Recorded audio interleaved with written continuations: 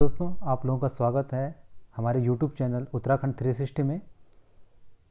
आज का जो टॉपिक है वो है 1773 का रेगुलेटिंग एक्ट। 1773 का रेगुलेटिंग एक्ट आया क्यों था, इसके संबंध में थोड़ा सा हम इसके बैकग्राउंड में जाना चाहेंगे। तो शुरू करते हैं। 1773 का रेगुलेटिंग एक्ट की पृष्ठभूमि क्या थी। तो सबसे पहले हम बात करेंगे 1764 में। 1764 में क्या होता है कि एक बैटल आपने सुना होगा बक्सर का, आपने इतिहास में पढ़ा होगा, एक बक्सर का युद्ध हुआ था। इसमें जो मुगल सम्राट थे, मुगल सम्राट, उनका जो नाम था वो था शाह आलम। क्या नाम था? शाह आलम द्वितीय। ये जब बैटल को हार जाते हैं, बक्सर की बैटल को हार जाते हैं, मैं इसकी उसमें नहीं, गहराई में नहीं जाऊंगा कि ये युद्ध भूमि से पहले ही कैसे इस बैटल को हार गए थे। ये आप इतिहास में डिटेल में पढ़ेंगे। मैं यहाँ पे सिर्फ ये बताऊंगा कि वो बक्सर का बैटल हार गए थे, जिसके बाद 1765 में उन्हें इलाहाबाद की संधि करनी पड़ती है। तो ये समय था 1765 को, और वो डेट थी 12 जुलाई। 12 जुलाई 1765 को इन्हें इलाहाबाद की संधि करनी पड़ती है। इसके 4 दिन बाद एक 16 जुलाई को भी एक संधि की जाती है, इलाहाबाद की संधि। लेकिन हम पॉलिटी को पढ़ रहे हैं, भारत की राज व्यवस्था को पढ़ रहे हैं, तो हमें यहाँ पर इलाहाबाद की जो प्रथम संधि थी उस पर जोर देना है। बाकी आप लोग दोनों संधियों को इतिहास में डिटेल से पढ़ सकते हैं। इस समय बंगाल के गवर्नर थे रॉबर्ट क्लाइव। और आपने एक चीज़ सुनी होगी, बंगाल में द्वैध शासन। बंगाल में द्वैध शासन, द्वैध शासन। द्वैध शासन से क्या मतलब हुआ? इसका मतलब होता कि राज्य तो एक ही है, राज्य तो एक है, यानी कि राज्य या प्रांत कह सकते हैं जिसको, राज्य एक है, ये राज्य हो गया, और इसके शासक दो हो गए, एक शासक ये हो गया, एक शासक ये हो गया। तो इसी को बोलते हैं द्वैध शासन। आपको जानकारी के लिए मैं बता दूं कि जो द्वैध शासन था उसका सबसे पहले प्रयोग, या कौन इसका जन्मदाता है, तो ये है लियो कॉर्टिस। लियो कॉर्टिस, कहीं कहीं कहीं कहीं इसको कर्टिस भी लिखा रहता, तो आप कंफ्यूज मत होना, कॉर्टिस या कर्टिस दोनों सही है, ठीक है। तो अब बात करते हैं कि द्वैध शासन की। तो द्वैध शासन को समझने के लिए आपको थोड़ा सा और दो शब्दों को जानना होगा। ये दो शब्द हैं, एक है दीवानी और एक है निजामत। दीवानी और निजामत। देखो, दीवानी में आता है राजस्व संबंधी चीज़ें। राजस्व मतलब कर कुर वसूलना, जितना भी टैक्स टूक्स जो भी है वो पैसे संबंधी, जो भी धन धुन जो भी संबंधी राज्य के स्रोत हैं, उन सब वो सब आएंगे दीवानी में। और निजामत में क्या आएंगे? निजामत में आता है सैनिक, सैनिक आ जाएगा, प्रतिरक्षा आ जाएगा, इसमें एक प्रतिरक्षा, पुलिस, न्याय, ये सब चीज़ें आ जाएंगी निजामत में। तो दो शब्द मैंने बताए, दीवानी, दीवानी में आ जाएंगे राजस्व संबंधी चीज़ें, और निजामत में आएगी सैनिक, पुलिस, न्याय, मतलब जो आंतरिक सुरक्षा बनाने में काम आती है, ठीक है। तो 1765 में जब संधि होती है शाह आलम और अंग्रेज़ों के मध्य, तो शाह आलम को तीन प्रांत जो है, एक है उड़ीसा, एक है बंगाल और बिहार, इन तीनों की दीवानी, इन तीनों की दीवानी को 26 लाख में, कितने लाख में? 26 लाख में अंग्रेज़ों को देनी पड़ती, 26 लाख में अंग्रेज़ों को दी जाती। यानी कि इन तीन राज्यों में अब जो भी राजस्व संबंधी जो भी कर वसूलना होगा, या आय, जो भी धन, जो भी स्रोत हैं, उन सब पे अधिकार किसका होगा? अंग्रेज़ों का होगा। वही अपने यहाँ पे नियम बनाएंगे, उन्हीं का अधिकार है। मतलब ये सिंपल सी बात हम समझे, राजस्व में इन 3 प्रांतों में उन्हीं का अधिकार हो गया। अब लगभग कहीं 52 मिलेगा आपको, कहीं 53 लाख मिलेगा। तो 53 लाख अधिकांश बुकों में 53 लाख मिल जाएगा। 53 लाख में निजामत के भी अधिकार इन्होंने प्राप्त कर लिए। ठीक है, यानी कि कुल मिला के अंग्रेज़ों के पास राजस्व भी आ गया और प्रशासन भी आ गया। ठीक है, अब मैं आपको बताऊंगा इन 2 चीज़ों से बंगाल में द्वैध शासन कैसे आया। राजस्व प्रशासन दोनों अंग्रेजों के अंडर आ गए हैं। अब उन्होंने नवाब थे, उनको उन्होंने 53 लाख रुपए में जब उनसे निजामत के अधिकार ले लिया, तो मेन अधिकार जो थे वो थे अंग्रेज़ों के पास। जो मेन अधिकार हैं वो किसके पास हैं? अंग्रेज़ों के पास है। मेन प्रशासन जो है, राजस्व तो है ही उनके पास, प्रशासन का मेन मुखिया है अंग्रेज। यानी कि अंग्रेज कहना सही नहीं होगा, मैं यहाँ पे कहूँगा कंपनी। और कंपनी भी कौन सी? ईस्ट इंडिया कंपनी, वो मेन है यहाँ पे।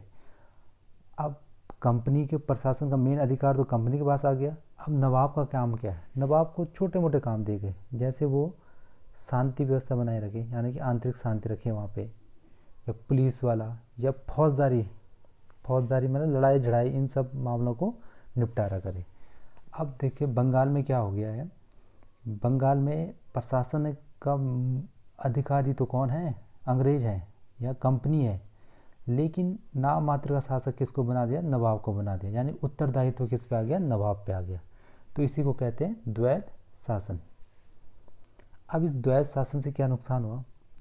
यहाँ पे क्या हुआ, जो लोग खेती बाड़ी कर रहे थे उन पे बहुत कर वसूले गए, जिससे खेती बाड़ी में भी बहुत नुकसान हो गया। बहुत लोगों ने अपनी खेती ही छोड़ दी, जिससे बंगाल में अकाल भी पड़ा है।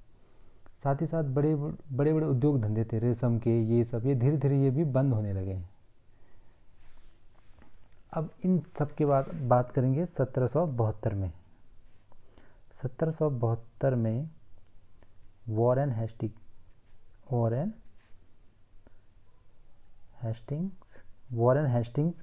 वो बंगाल के गवर्नर बन के आते हैं, और वो इस द्वैध शासन को, जो राज्य था इसमें 2 शासक थे, तो इस द्वैध शासन को ख़त्म करते हैं, सबसे पहले ख़त्म करते हैं। और इसी के बाद आता है हमारा रेगुलेटिंग एक्ट 1773 का। ये रेगुलेटिंग एक्ट है 1773 का। अब हम देखते हैं इस रेगुलेटिंग एक्ट में क्या क्या मुख्य प्रावधान है। अब हम इसको डिटेल से पढ़ने वाले हैं। ठीक है, तो शुरू करते हैं 1773 का रेगुलेटिंग एक्ट।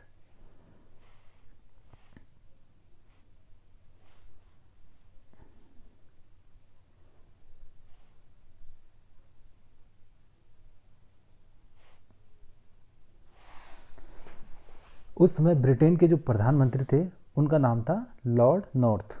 उनके द्वारा कौन सी समिति बनाई गई थी? एक गुप्त समिति बनाई गई थी। उन्हीं के सिफारिशों पर ये एक्ट क्या हुआ? पारित हुआ था। इसका मुख्य काम क्या था? जो कंपनी में जो भ्रष्टाचार बढ़ गया था, द्वैध शासन के बाद से जो बहुत ज़्यादा भ्रष्टाचार बढ़ चुका था, और कंपनी क्या थी? राजनीतिक मामलों में बहुत हस्तक्षेप कर रही थी। मतलब राजनीतिक मामले मतलब नियम बना रही थी अपने, जबकि वो यहाँ पे व्यापार के लिए आए थे।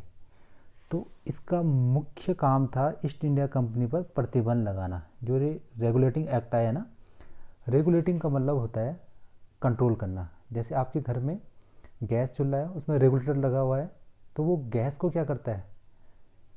ऑन ऑफ करता है। जब आपको गैस नहीं चाहिए तो आप उसको ऑफ कर देते हैं, जब गैस चाहिए तो ऑन कर देते हैं, वो चूल्हे तक पहुंच जाती है गैस। तो ऐसे ही ये रेगुलेटिंग एक्ट भी था 1773 का। उनका मतलब था कंपनी हमारे बस में आ जाए, जब हम चाहें तो उस हिसाब से कंपनी चले, ये अपनी मनमानी ना करें, इसलिए इसको रेगुलेटिंग एक्ट भी कहा जाता है। तो ईस्ट इंडिया कंपनी पर प्रतिबंध लगाना था, क्योंकि वो राजनीतिक हस्तक्षेप कर रहा था। ठीक है, अगला पॉइंट देखते हैं।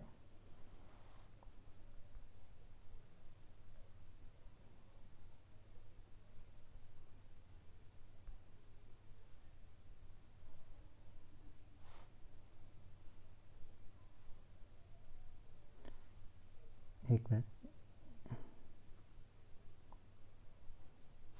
हाँ, इसके द्वारा पहली बार कंपनी के प्रशासनिक और राजनीतिक कार्यों की मांग मिली। मतलब कंपनी को ये बताया गया कि उसके प्रशासनिक कार्य क्या है और राजनीतिक कार्य क्या है। अब मैं आपको बताऊंगा राजनीतिक कार्य क्या होते हैं।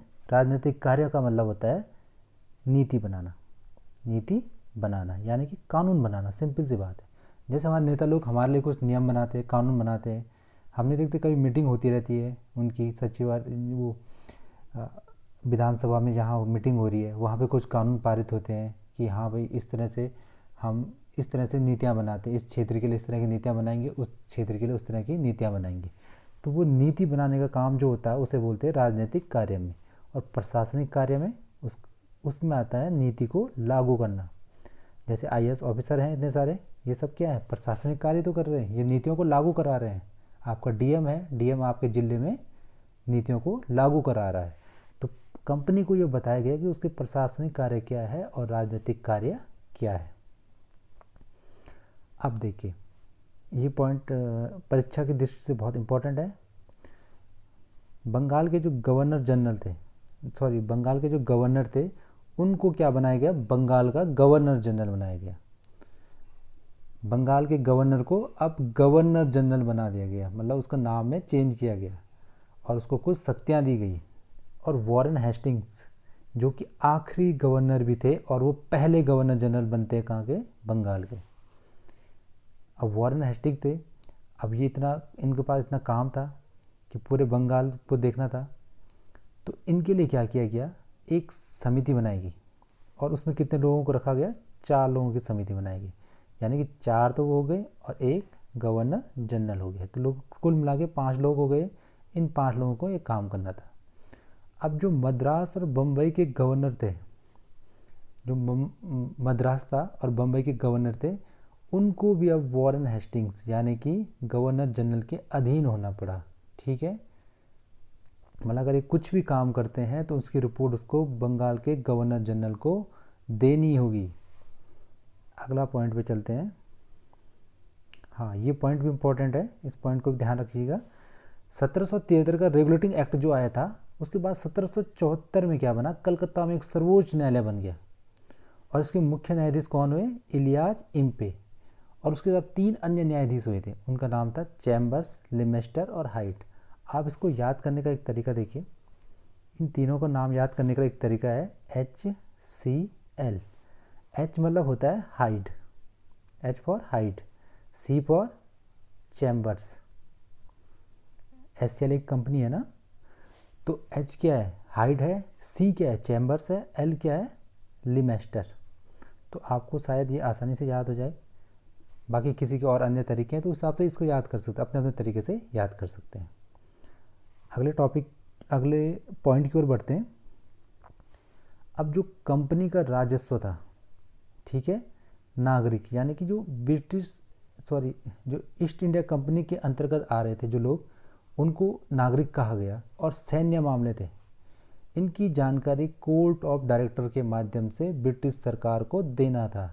अब एक बनाया गया कोर्ट ऑफ डायरेक्टर। इसमें कितने लोगों की टीम थी, ये 24 लोगों की टीम थी जो ब्रिटेन में ही रहती थी। और इसको गवर्नर जनरल रिपोर्ट करता था और उस रिपोर्ट के आधार पर ये क्या करता था, ब्रिटिश सरकार को रिपोर्ट देता था। तो ये था आज का टॉपिक। धन्यवाद।